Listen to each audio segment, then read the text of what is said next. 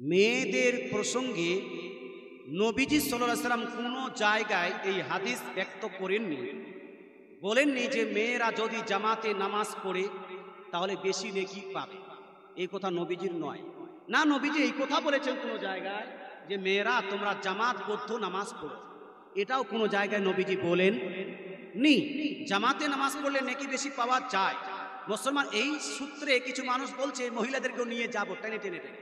মুসলমান কিছু মাস্টার আছে, কিছু ডাক্তার আছে, এখন মালয়েশিয়াতে আছে ডক্টর সাহেব, তো এ বলছে যে যেহেতু নেকি জামাত বেশি এই জন্য আপনাদের মেয়েরা জামাতে যাবে। কিন্তু শুনুন, রাসূলুল্লাহ যেখানে জামাতের ফজিলত বয়ান করেছেন সেখানে বলছেন যে সোলাতুল জামাতি তাফদুলু আলা সোলাতির রাজুলি ওয়াহদা বিসাবিয়্যিন ওয়া 20 দারাজাতান।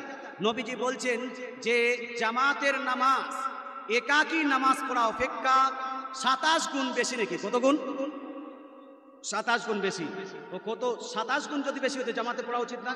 কিন্তু যেখানে জামাতের ফজিলত বলেছেন সেখানে নবীজি বলছেন জামাত, নবীজি সাল্লাল্লাহু আলাইহি ওয়াসাল্লাম যেখানে 27 গুণ বলেছেন সেখানে বলছেন জামাত সলাতুল জামাতি তাফদুল আলা সলাতির রাজুলি। কি বলেছেন? রাজুলি। রাজুল মানে কি? পুরুষ না মহিলা? রাজুল মানে কি? পুরুষ। রাজুলি। নবীজি বলছেন পুরুষের একাকী নামাজ অপেক্ষা জামাতে পড়লে 27 গুণ বেশি নেকি পাবে।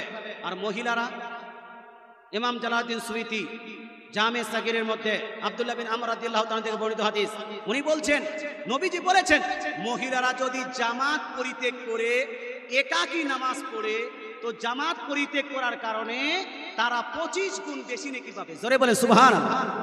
কত গুণ? 25 গুণ বেশি নেকি পাবে। তো কোথায় পড়বে জামাত ছেড়ে? নবীজি বলেছেন সুনান আবু দাউদ জিলদ নম্বর 1 এর মধ্যে হাদিস নাম্বার 570। কত নম্বর হাদিস বললাম? 570 এর মধ্যে নবীজি বলছেন সলাতুল মারআতি ফি বাইতিহা আফসালু মিন সলাতিহা ফি হুজরাতিহা ওয়া সলাতুহা ফি মাকদাইহা আফসালু মিন সলাতিহা ফি বাইতিহা। একজন মহিলা যদি নিজ বেডরুমে নামাজ পড়ে, বেডরুমে নামাজ পড়াটা তার সাধারণ রুম, আপনার ডাইনিং রুম বা আপনার ওই বারান্দায় নামাজ পড়া অপেক্ষা উত্তম, বেশি নেকি পাবে বেডরুমে নামাজ পড়লে। আর নবী বলছেন ওয়া সালাতুহা ফি মাকদাইহা। আর কোন নারী যদি কোনো অন্তর্মহলে, বেডরুমের থেকেও যদি কোনো আরো লুকানো রুম থাকে সেই রুমে যদি অন্তর্মহলে নামাজ পড়ে তাহলে বেডরুমে নামাজ পড়া অপেক্ষা বেশি নেকি পাবে। জোরে বলেন সুবহানাল্লাহ। কোথায়? ঈদগাহে যাবে, মসজিদে যাবে। নবী বলেছেন শুনো, খায়রু মাসাজিদিন নিসা, মুসনাদ আহমদের মধ্যে হাসান সনদে বর্ণিত হাদিস, খায়রু মাসাজিদিন নিসা কারু বুয়ুতিহিন্না। একজন মহিলার সব থেকে উত্তম সাজদার জায়গা, গোটা পৃথিবীর মধ্যে সব থেকে উত্তম সাজদার জায়গা হলো তার নিজের বাড়ির অন্দরমহল। জোরে বলেন সুবহানাল্লাহ। মুসলমান আরেকটা হাদিস, এটাও হাসান সনদে বর্ণিত হাদিস, মহিলারা নামাজ পড়বে কোথায়? হানাফিরা ধোঁকাবাজি করে না, আর যার হাদিসের ধারে না, হাসান হাদিস বর্ণিত হয়েছে। নবীজি বলছেন মুসনাদ আহমদের মধ্যে হাদিস নাম্বার 25353 এর মধ্যে নবীজি বলছেন খায়রু সলাতিন নিসা ফি কারি বুয়ুতিহিন্না। একজন মহিলা গোটা জীবন যতগুলো নামাজ পড়েছে এর মধ্যে আল্লাহ তাআলার কাছে সবথেকে নেকির নামাজ হলো সেই নামাজ যেই নামাজ নারী নিজ বাড়ির ঘরের কোণায় আদায় করেছে। জোরে বলেন সুবহানাল্লাহ। এক মহিলা নবীর কাছে উপস্থিত হয়ে গেলেন। এগুলো হাদিস দেখে শুনে সাহাবীরা মহিলাদেরকে মসজিদে যেতে দিতেন না। আজকাল কিছু অন্ধ মূর্খ ব্যক্তি আছে যারা বলছে সাহাবীরা তো নিষেধ করতেন না, হানাফিরা কেন নিষেধ করে? বহুরা মানে নিজে তো যাবো বহুদেরকে ছাড়বো কেন? ভ্যালেন্টাইন্স ডে একসঙ্গে পালন করেছি, নাজি ক্রিসমাস ডে একসঙ্গে পালন করেছি, কিসডে, রোস্টে, হার্টে, ফ্রেন্ডশিপ ডে একসঙ্গে পালন করেছি, হ্যাপি নিউ ইয়ার একসঙ্গে হয়েছে, বিয়েটাও তো একসঙ্গে হয়েছে, আর নামাজটাও তো একসঙ্গে হবে। আমি যাবো ঈদগাহে, চলো তুমি চলো নাকি? শোনো মুসলমান, আপনাকে বলতে চাই নবীজির হাদিস শুনে সাহাবীরা নিজ নিজ স্ত্রীকে নিষেধ করতেন না, তোমরা যেও না, তোমরা মসজিদে নবীতে নামাজ পড়তে যেও না, নবীজির পিছনে নামাজ পড়ো না। তো এক মহিলা এসে, হাদিস রিপোর্ট আছে মুসান্নাফ ইবনে আবি শাইবা হাদিস নাম্বার 7620। কত নাম্বার হাদিস বললাম? এইদিকে ধ্যান নাই আর। 7,620 7,620 মধ্যে লিপিবদ্ধ আছে। এক মহিলা সাহাবী উম্মে হুমায়দ বলছেন নবীকে, ইয়া রাসূলুল্লাহ হাবিবাল্লাহ, ইয়ামনাউনা আসওয়াজুনা আন নুসাল্লিয়া মাকা, আমাদের স্বামীগণ আপনার পিছনে নামাজ পড়তে নিষেধ করছেন। আপনার পিছনে আমাদের স্বামীগণ ইয়ামনাউনা, ইয়ামনাউনা মানা, ইয়ামনা মানে নিষেধ করা, না মানে আমাদেরকে, আসওয়াজুনা, আসওয়াজে বহুবচন, জৌজ হলো একবচন, জৌজ মানে স্বামী, ইয়ামনাউনা আসওয়াজুনা আমাদের স্বামীগণ আমাদেরকে আপনার পিছনে নামাজ পড়তে নিষেধ করছেন মসজিদে গিয়ে। হুজুর কি করব? নবীজি বলছেন, সলাতুকুন্না ফি হুজারিকুন্না আফসালু মিন সলাতিকুন্না ফি বুয়ুতিকুন্না ওয়া সলাতুকুন্না ফি বুয়ুতিকুন্না আফসালু মিন সলাতিকুন্না ফিল জামাআতি। নবীজি বলছেন তোমাদের নামাজ নিজ আপনার হুজরায়, নিজ আপনার বেডরুমে নামাজ পড়া, আপনার বারান্দায় নামাজ পড়া অপেক্ষা উত্তম, আর নিজের বাড়ির বারান্দায় নামাজ পড়া জামাতের সহিত নামাজ পড়া অপেক্ষা উত্তম। জোরে বলেন সুবহানাল্লাহ। মসজিদে গিয়ে নয়, মহিলারা মসজিদে যাবে না, এটাই ঠিক। মহিলারা ঈদগাহে যাবে না, এটাই ঠিক।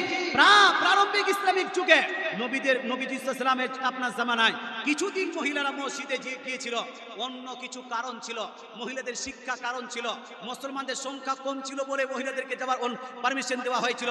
কিন্তু যখনই মুসলমানদের সংখ্যা বৃদ্ধি পেয়েছে, শিক্ষা বৃদ্ধি পেয়েছে, নবীজি বলেছেন মহিলারা নিজ নিজ বাড়িতেই নামাজ পড়বে, নিজ নিজ বাড়িতে নামাজ পড়বে, জামাতে নয়, বিনা জামাতে নামাজ পড়বে। রাসূলুল্লাহর হাদিস, এই রাসূলুল্লাহর হাদিসকে মানতে হবে না? হবে না? হবে না? এই জন্য আমরা বলি মহিলাদের জন্য ঈদের নামাজ মাফ, কুরবানির নামাজ মাফ, আপনার জুম্মার নামাজ মাফ, জানাজার নামাজ মাফ, কারণ এই নামাজগুলো জামাতের সহিত হয়। জুম্মার দিন আপনার মহিলাদেরকে টেনে টেনে নিয়ে যাচ্ছেন, কিন্তু সাহাবীরা কি করতেন শুনুন। সাহাবীরা কি করতেন? সাহাবীর নাম হলো আব্দুল্লাহ বিন মাসউদ। আব্দুল্লাহ বিন মাসউদ প্রসঙ্গে নবীজি বিভিন্ন হাদিসে ইরশাদ করেন, আব্দুল্লাহ বিন মাসউদ যা বলবেন সেটা আমার কথা হবে, তিনি যা করবেন সেটা আমার করা হবে। জোরে বলেন সুবহানাল্লাহ। এতটা অথরিটি দিয়েছিলেন আব্দুল্লাহ বিন মাসউদকে।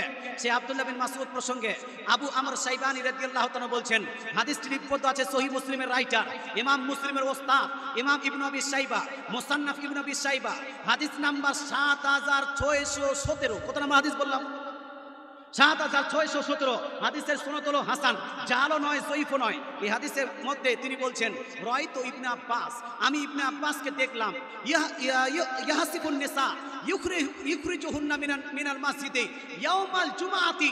দয়ার নবী মায়ার নবীর সাহাবী আব্দুল্লাহ বিন মাসউদকে দেখলাম যে আব্দুল্লাহ বিন মাসউদ জুম্মার দিনে দাঁড়িয়ে পাথর মেরে মেরে মহিলাদেরকে মসজিদ থেকে তাড়িয়ে দিচ্ছেন। জোরে বলেন সুবহানাল্লাহ। একটু জোরে বলেন না সুবহানাল্লাহ। মসজিদ থেকে তাড়িয়ে দিচ্ছেন পাথর মেরে। এ সুইটহার্ট চলো এরকম বলে নয়। মাশাআল্লাহ। মুসলমান, আপনাকে বলতে চাই, আপনার ডার্লিং হোক, আপনার ওয়াইফ হোক, আপনার সুইটহার্ট হোক, আপনার বাড়িতে ঘরে আছে, মসজিদে টানাটানি করে নিয়ে যাওয়া যাবে না। কোন হাদিসে নবীজি বলেননি তো তোমরা মহিলাদেরকে টেনে মসজিদে নিয়ে যাও, এই কথা নবীজি বলেননি। বরং সাহাবীরা জুম্মার দিনে পাথর মেরে মেরে মহিলাদেরকে মসজিদ থেকে তাড়িয়ে দিচ্ছে না, বলছে উখরুজ না, তোমরা বেরিয়ে যাও। উখরুজ না এলা বুয়ুতুকুন্না, তোমরা নিজ নিজ বাড়ির দিকে চলে যাও, সেই বাড়িটাই তোমাদের জন্য উত্তম। জোরে বলেন সুবহানাল্লাহ। হাদিস পড়ো দিল দিয়ে, মন দিয়ে, ইশকে রাসূল নিয়ে, তাহলে হাদিসের মর্মার্থ সঠিক অর্থ বুঝতে পারবে। আর নাহলে ধোঁকাবাজি করে এক দুইটা হাদিস পড়লো, গোটা হাদিসের ফ্যাক্টরি পড়লো না, সব বাদ দিয়ে দুইটা হাদিস পেয়েছে, বলছে ঘোড়া গোস খাওয়া যায়, গাধার গোস খাওয়া যায়। জি বুখারীতে আছে, আছে না? আপনিও দেখেছেন? ও একটা হাদিস পেয়েছে আর বলছে ঘোড়া গোস খাওয়া যায়। কিছু হাদিসে আছে 2 দিনের জন্য বিবাহ করা যায়। তো বাংলাদেশে একজন প্রশ্ন করছে যে 2 ঘন্টার জন্য বিয়ে করা যায় কি যায় না? পপিতালয়ে গেলাম, ওই যে আপনার কি বলছে ওটাকে, বেশ্যাখানায় গেলাম, 2 ঘন্টার জন্য বিয়ে করে নিলাম, আবার জন্য চলে আসলাম টাকা পয়সা দিয়ে। বুঝতে পারছেন? কিছু কিছু হাদিসে আছে, একটা দুইটা হাদিস পেয়েছে জায়েজ আছে, ও করে নিয়েছে। বুঝতে পারছেন?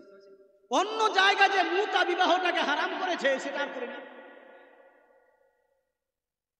তো ভাই কি বলছে, লিটিল নলেজ ভেরি ডেঞ্জারাস। অল্প বিদ্যা ভয়ঙ্কর। এমনিতে বলেনি, অনেক মানুষ ভাবনা চিন্তা করেই বলেছে। এই জন্য ভাই বড় বড় আলেম মুহাদ্দিসের কাছে যাওয়ার দরকার আছে কি নাই? আজকাল দেখা যায় মৌলভী মুর্শিদ থেকে ওই মাস্টার ডাক্তার ব্রাদার সিস্টার যেগুলো বার হয়েছে ওরাই বেশি বুঝাবুঝি করছে, আছে কি না? হ্যাঁ, আল্লাহ তাআলা আপনার বুঝার তৌফিক দান, আমল করার তৌফিক দান করুন। ভাই, আমি কাউকে টর্চার করতে চাই না, তবে শিক্ষিত মানুষদেরকে বলি যে যখন তারা বেদাত শিরক বলে তখন আপনাদেরকে খুব আনন্দ লাগে, আর যখন আমরা সঠিক কথাগুলো আলোচনা করি তখন আপনাদেরকে ঝাল লেগে যায়। ঝাল লাগলেও কিছু করার নাই, আমার দায়িত্ব, আমার রেসপন্সিবিলিটি হলো বলা। আর আমল করবেন কি করবেন না এটা আপনার পার্সোনাল ব্যাপার, তবে মরে সবাই বুঝতে পারবেন সঠিক হাদিসগুলোর উপর আমল করেননি কেন মহিলাদের জামাত চলবে চলবে না। আল্লাহ তাআলা আপনার বুঝার তৌফিক দান করুক, আমল করার তৌফিক দান করুক, বলেন আমিন।